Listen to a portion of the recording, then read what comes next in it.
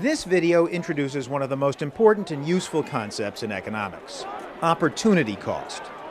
Let's begin at a college football stadium just outside Boston. I was here in my capacity as sports nut, one of many following the fortunes of the red and gold. But I was also faced with an economic decision that became more urgent as the game progressed.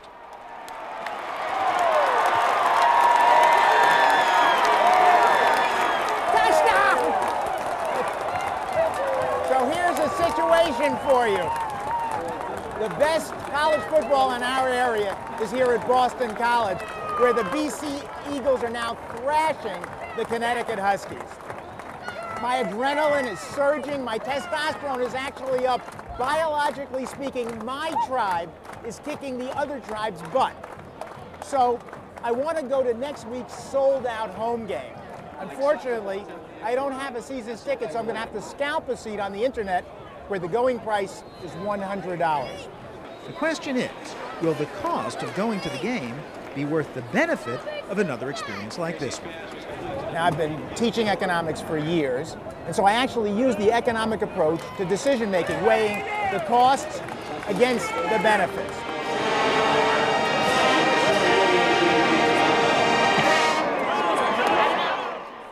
First, consider the costs.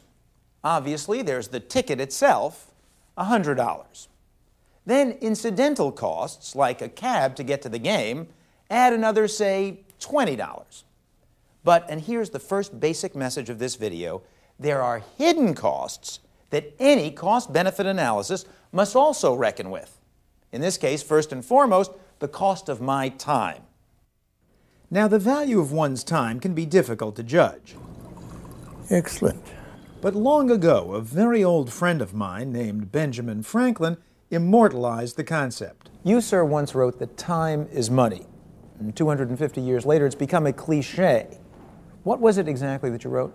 Well, it was somewhat more than that in my little epistle, Advice to a Young Tradesman.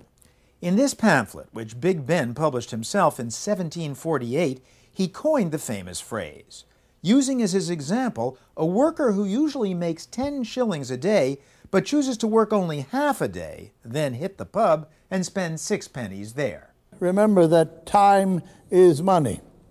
He that can earn 10 shillings a day by his labor and goes abroad or sits idle one half of that day, though he but spends but 6 pence during his diversion, ought not to reckon that the only expense. He has really spent, or rather thrown away, 5 shillings besides. So your point is that time is money in the sense that he's foregone the 5 shillings he would otherwise have made. He has not the opportunity, right. And they now call that opportunity cost, you know. No, I've not heard of that. Opportunity cost. The cost of having been idle when he could have been earning money. I see your point. I see your point. I think it was your point, sir. Now, the concept of opportunity cost includes all the resources that go into any course of action: cash out of pocket, time, energy, and so forth. Resources both hidden and obvious, translated into the coin of the realm in economics, money. Resources that I could have used to do something else. So the opportunity cost of going to the game is the value to me of what I could have done instead. And this is crucial, since the basic premise of economics is trade-offs, the idea that you can't have it all. It's the single most important concept in economics. It's the choices that we have to make and what we sacrifice when we make a choice. For many of us, we have hard choices to make about how we're going to spend our limited money. But even for people who have lots more money than we do, there's still the question of how you're going to spend your time. Even somebody like Bill Gates has to make choices about how to spend his time because he has the same hours in the day that the rest of us do. So what opportunities am I missing if I'm at the BC game? You could have been at the Nutmeg Ballet, or you could have been at a nightclub. We all have choices to make, and every choice involves giving up something else. The opportunity cost of an activity is the value of the next best alternative that must be foregone to undertake the activity. So, for example, going to the college you're at right now costs you the opportunity of the next best college you could have gotten into. Choosing this course has cost you the next best course you could have been taking instead. My choosing to work as a TV explainer costs me the next best job I could get. Oh, that's better than before. Of having chosen my wife, the next best spouse I'll never have time for. If you choose one of them rather than the other, the opportunity cost of doing that thing is the one that you don't do, the option that you don't take. And what it's worth to you. And what it's worth to you, its value to you. So, Nobel laureates galore at my disposal. What's the total opportunity cost of that football ticket for next week's game?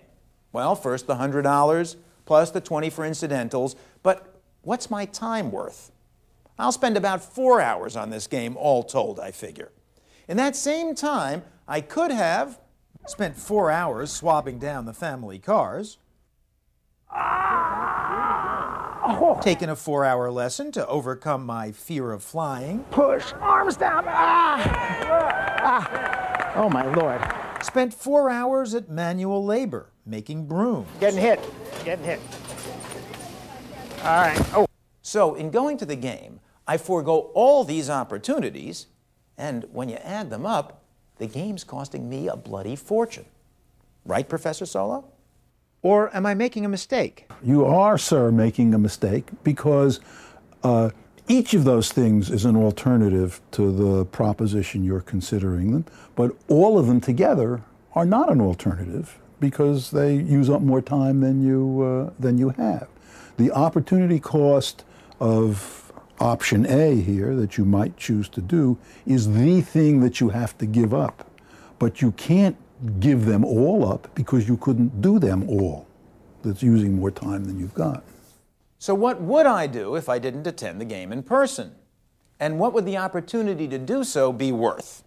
What, in other words, would be the opportunity cost of going to the game besides the $120 out of pocket? What would take just the 4 hours I would have spent at the game, and what would it have been worth to me? What else would you do? Well, for one thing, watching it home on TV. Okay, watching it on TV. And what's that worth? Well, if it were pay-per-view, that kind of thing, you mean? Mm-hmm. $10, I'd pay $10 to watch it. And anything else you'd be doing with your time? During the commercials, for example, I guess I'd be reading the sports page. But how in the world would I put a value on that? Well, how much would I have to pay you to get you to not read the sports page?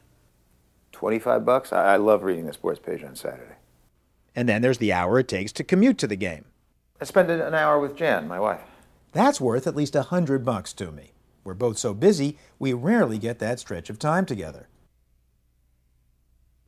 Plus, there's probably another hour of commercials and halftime during which I actually would have been working on this very script at a rate of, say, $75 an hour. So the next best alternative use of those 4 hours would have included the game on TV, the sports pages, an extra hour with my wife, another noodling with the script. Grand total, something like $210. So we fill in the cost side with all the opportunity costs, obvious and hidden, and we've got $330 in all. What remains is to see if the benefit tops that amount. If the benefit is greater than the opportunity cost, I'll be here for next week's game. But if it's less, I'll have to pass, so to speak. And though all of this may seem more mechanical and simple-minded than real life itself, it gives many of us a way to think about how we make decisions economically in terms of costs and benefits. You can find out how economics prices the benefits in this case, and therefore what my ultimate decision is, in the next video of this series.